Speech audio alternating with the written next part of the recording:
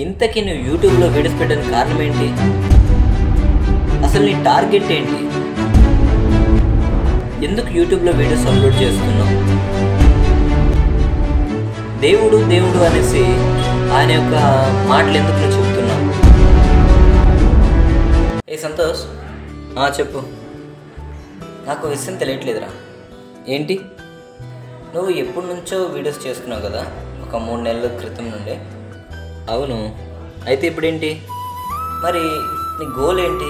చాలామంది అనుకుంటారు యూట్యూబ్లో డబ్బులు సంపాదించడానికి చేస్తున్నారు అనేసి అనుకుంటారు కదా. ఆ యూట్యూబ్లో వీడియోస్ పెట్టడానికి కారణం ఏంటో కొంచెం మాకు వివరిస్తావా?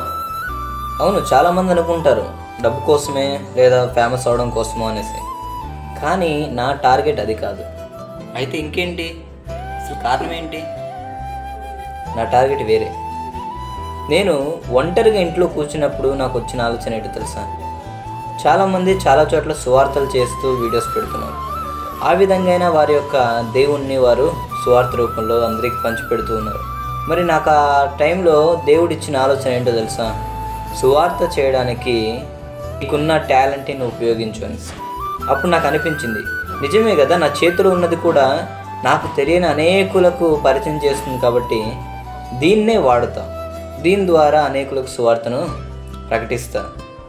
ఏమో, దేవుని చిత్తం అయితే ఏ ఒక్క వ్యక్తి అయినా సరే మారు మనసు పొందొచ్చేమో అన్న ఒక్క ఆలోచన.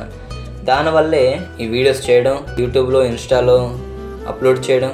ఈ పనంతా కేవలం దేవుని యొక్క సువార్తను ప్రకటించాలి అన్న ఆలోచన మాత్రమే తప్ప ఏదో డబ్బును ఆశించో లేదంటే ఫేమస్ అయిపోవడమో నా యొక్క ఆలోచన కానే కాదు.